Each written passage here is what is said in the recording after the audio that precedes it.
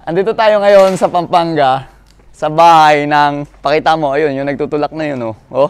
Oh, di ba? Galing sa ride yan. Tapos ay nag-chat sa akin, wala daw siyang pera.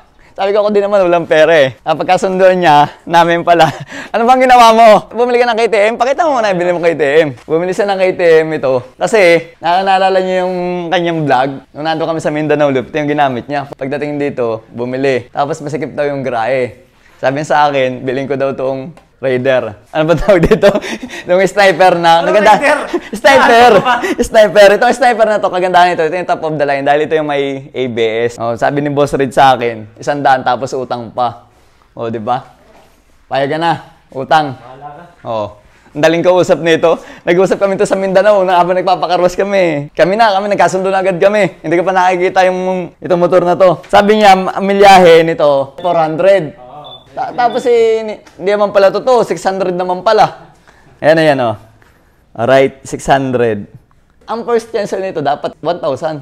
No? Pero 500 chinesol. Cancel mo na? O, edi after ng 1,500. Sa 2,000 na tayo mag-cancel. Pagka talaga, pag di-remote, isa lang naman talaga. Tapos dalawang susi. Para saan nga ba itong susi na to? Para pag nalobat, mabubuksan mo pa rin yung compartment. Sa ilalim to, di ba? Oo. Sa ilalim. Yun. Doon yata sa ilalim. Okay. So ito naman, 3 years registration. May plaka na. Naka-plastic pa. Naka-plastic pa. Nakakaya naman. Baka magasgas eh. Basta pag may problema to, aabulin natin to. Kasi ang problema dito, ang bilis pagpatak mo hindi maabol. Iniwan ako sa Marawi. Na-upload mo na. Sa Sabado. Sabado. May schedule yung upload niya. Kaya kung ito bibilhin, hindi to para sa akin. Bibilhin ko to para sa kapatid ko. Ayan, diba? Napuntet ka pa! Para sa kapatid ko. Dahil, yung tagabantay ng munting negosyo ko sa Bicol, yung bangka, para pagka nagbibisi-bisita. Kasi mula sa bahay hanggang papunta doon sa bangka, alos isang barangay, no? Isang barangay, ayun. Hugi, nakalimutan ko. Ano? Dapat pala, mas mahal pa ng konti kasi may driving light nga pala to.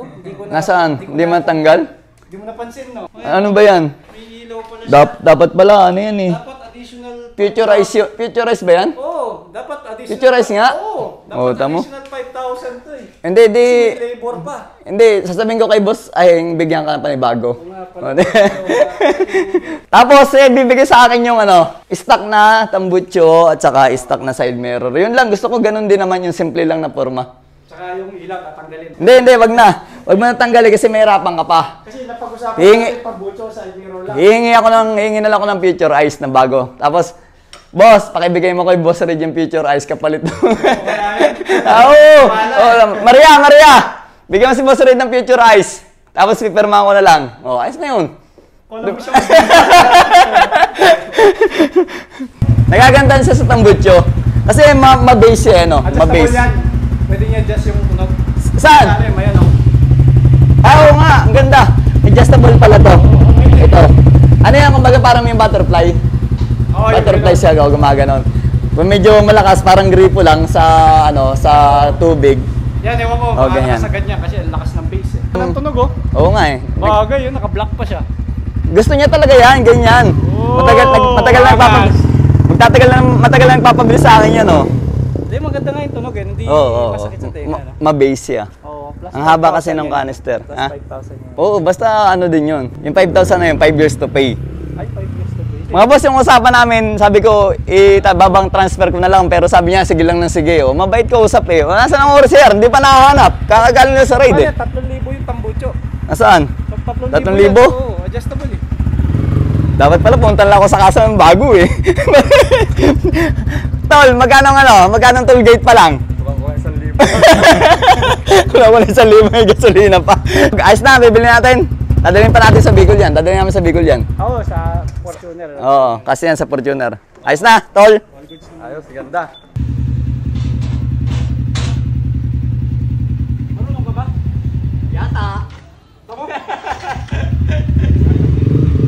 Babayad, sira na. Marunong ka ba? Binuhat pa.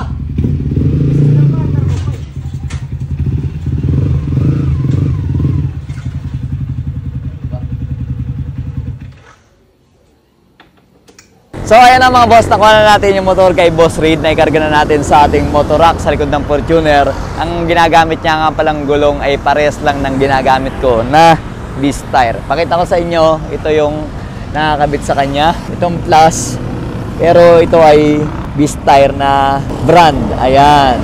So ang sukat, hindi ko alam kung stock siya. Ang sukat na nakalagay dito ay 120 by 70 by 17. Tapos sa harapan naman, nakasulat dito, ito Beast tire na ang size ay 90-80 by 17. So ayan, iuwi natin to sa Bicol. Ride safe always.